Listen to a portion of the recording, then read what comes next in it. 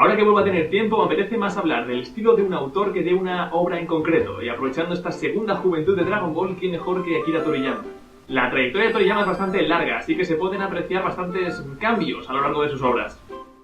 Si miramos sus inicios con los primeros one-shots, es decir, historias cortas autoconclusivas que sirven a las revistas para valorar la posible aceptación de un autor y su obra antes de darles la oportunidad de serializar, tenemos trabajos como Wonder Island, donde se aprecia el estilo que después refinaría en su primera serie, Dr. Slump. Los inicios de Toriyama le enmarcan como un autor de comedia, especializado en el humor mediante gags y repleto de referencias a obras de otros medios.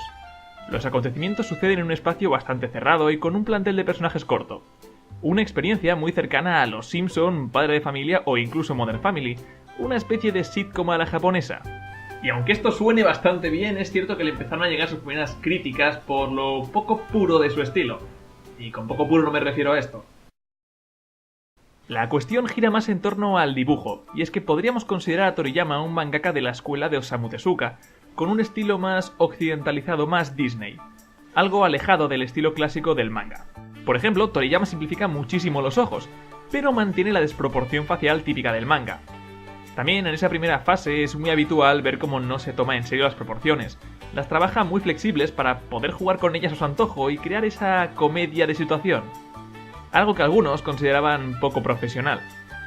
A pesar de las críticas de los más puristas, se va forjando un estilo único, una marca Toriyama muy reconocible. No es bueno ser un mangaka leyendo únicamente manga.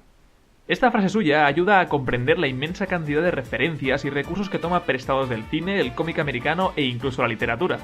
Todas sus obras beben muchísimo del entorno cultural de su autor y es algo que estaba especialmente presente en estos inicios más cómicos. Después llegaría Bola de Dragón e inicialmente comparte muchos rasgos de los que hicieron popular a Akira Toriyama en Dr. Slump, por ejemplo empezando con un protagonista infantil. Es recomendable que cuando creas un manga tu protagonista sea alguien en quien tus lectores se puedan proyectar, y eso ayuda a ver cuál era el público al que se apuntaba. Aún así hay una diferencia esencial, Arale no puede crecer, es un robot, pero con Goku se dejaba la puerta abierta. Iba a ser una historia de aventuras y no una comedia cerrada, así que era bueno dejarle espacio por delante al protagonista. Tanto Dr. Slump como Dragon Ball se publicaron en la revista Shonen Jump de la editorial Shueisha. El target principal de esa revista son los adolescentes varones. Por eso, de ahí nos han llegado obras como Naruto, Yu Yu Hakusho, Slam Dunk, One Piece o To Love Ru. También es habitual que en ese rango difuso de edades también haya obras que apunten al sector más infantil y otras al más juvenil. De esta forma, donde se pudo leer Dr. Slump, se podría leer años más tarde Death Note. Aún así, los grandes éxitos se suelen forjar en las obras que apuntan al grueso del público, y Dragon Ball era una oportunidad perfecta para los editores para acoger al autor de moda del momento y reconducirlo hacia ese público. Toriyama no había concebido Dragon Ball para eso, pero las aventuras y las primeras peleas de la serie estaban gustando mucho, más incluso que la habitual comedia cerrada. Ese nuevo género en el que la serie se iba definiendo, lo que llamamos shonen de batallas, en aquella época estaba dominado por un estilo extremadamente diferente al de Dragon Ball. Hablar de ese género entonces era hablar de Hokuto no Ken, Cobra, Musashi no Ken o incluso un clásico como Ashita no Joe. Series que se tomaban mucho más en serio los enfrentamientos y trataban todo con más seriedad. Aún así, el gran público puso el foco en Dragon Ball y Akira Toriyama y sus editores fueron reconduciendo la serie para ir ganando terreno en ese género. El primer gran cambio lo podemos ver en la muerte de Krillin. A partir de entonces, poco a poco se van estilizando las figuras y abandonando las formas redondeadas tan propias del autor, y la línea curva y el trazo desenfadado van dejando sitio a un dibujo más geométrico. La tendencia a los mangas de peleas de la época era la exageración de los músculos y la dureza de la expresión, así que Toriyama intentó subirse a ese barco, creando el mejor híbrido que pudo, pues tampoco era ese su estilo. Uno de los que suele considerar como un principio básico si aspiras a ser mangaka es dominar la anatomía humana, y eso nunca fue el fuerte de Toriyama, llegando al punto que sin haber aprendido se veía forzado a dibujar personajes cada vez más musculosos y... digamos que algunos músculos y sus formas se los inventaba ligeramente. Y todo esto se fue sumando a un punto clave en el que el autor empezaba a destacar: la narrativa visual. La narrativa visual es un concepto casi exclusivo del mundo de los cómics, pues se genera una nueva dimensión a tener en cuenta. En la literatura has de prestar muchísima atención al cómo cuentas los acontecimientos, la fluidez con la que los tratas y las intervenciones de los personajes. En la pintura expones algo estático, Es cierto que algunas obras tienen cierto dinamismo, pero generalmente se trata de retratar una realidad puntual. En cambio, en el mundo del cómic tienes que mezclar ambos mundos para contar tu historia.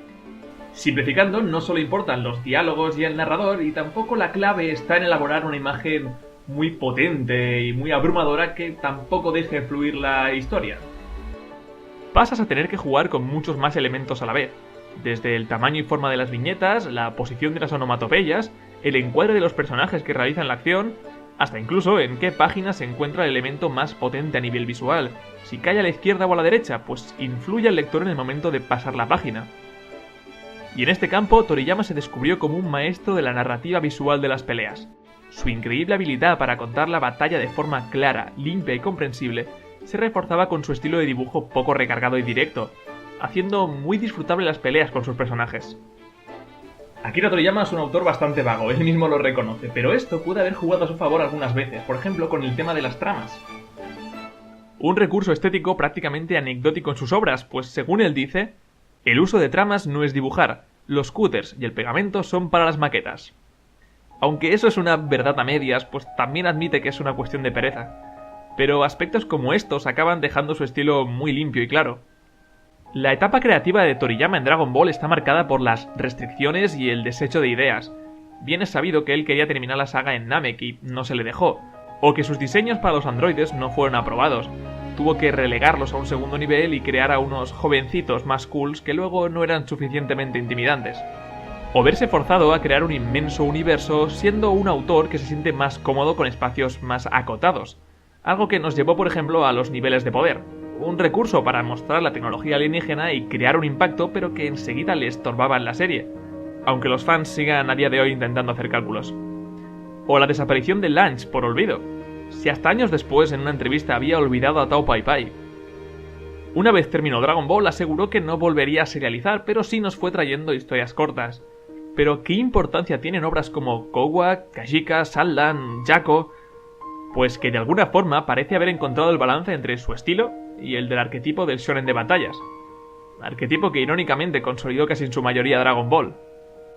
Y ahora con Dragon Ball Super y sus nuevos diseños, nos encontramos con muchos de sus fans criticándolos, tachándolos de poco elaborados o poco propios de Toriyama, cuando seguramente estén más cerca de la identidad de su autor de lo que lo estaban muchos de los más famosos diseños de Dragon Ball Z. Una trayectoria muy curiosa donde el mayor momento de éxito del autor y su obra más reconocible probablemente representen una limitación creativa de Akira Toriyama y que quizá por ello, con más razón, hay que admirar el esfuerzo por hacer disfrutar a su público. O todo esto es una chorrada y simplemente es un vago que se ha jubilado y como está bañado en oro ya todo le da igual.